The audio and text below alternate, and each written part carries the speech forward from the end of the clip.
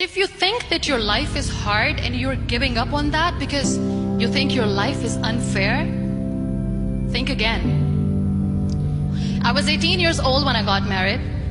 I belonged to a very conservative family, a Baloch family, where good daughters never say no to their parents. My father wanted me to get married, and all I said was, if that makes you happy, I'll say yes. And of course, it was never a happy marriage.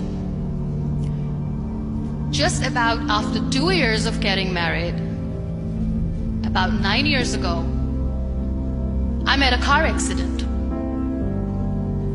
Somehow my husband fell asleep and the car fell in the ditch.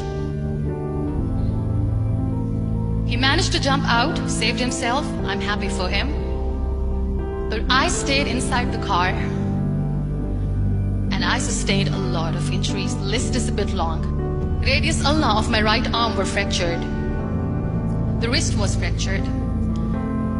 Shoulder bone and collarbone were fractured. My whole rib cage got fractured. And because of the rib cage injury, lungs and liver were badly injured. But that injury that changed me and my life completely as a person and my perception towards living my life was the spine injury. 3 vertebrae of my backbone were completely crushed, and I got paralyzed for the rest of my life. Many people came to rescue.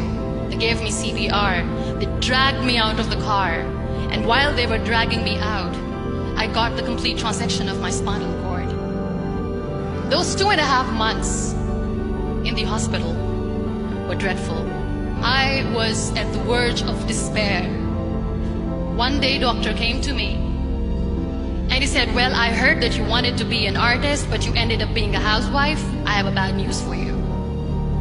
You won't be able to paint again. Next day, doctor came to me and said, your spine injury is so bad, you won't be able to walk again. I took a deep breath.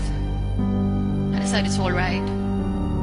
Next day, doctor came to me and said, because of your spine injury and the fixation that you have in your back, you won't be able to give birth to a child again. That day, I was devastated. I still remember, I asked my mother, why me?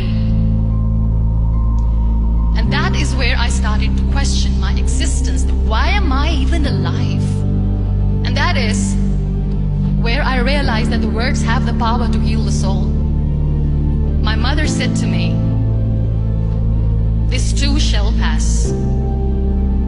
God has a greater plan for you. I don't know what it is, but He surely has.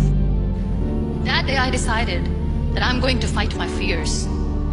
So I wrote down one by one all those fears. And I decided that I'm going to overcome these fears one at a time. You know what was my biggest fear? Divorce. I couldn't stand this word. I was trying to cling on to this person who didn't want me anymore, but I said no. I have to make it work. But the day I decided that this is nothing but my fear, I liberated myself by setting him free. And I made myself emotionally so strong that the day I got the news that he's getting married, I sent him a text that I'm so happy for you and I wish you all the best. And he knows that I pray for him today. Number 2 was, I won't be able to be a mother again. And that was quite devastating for me.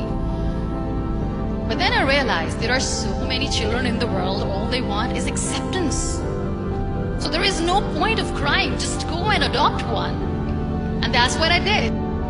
2 years later, I got this call from a very small city in Pakistan. I got a call and they said, are you Muniba Mazari? There is a baby boy and would you like to adopt?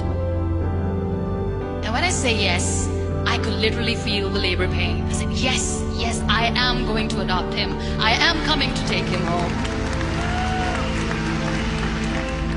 So when you accept yourself the way you are, the world recognizes you.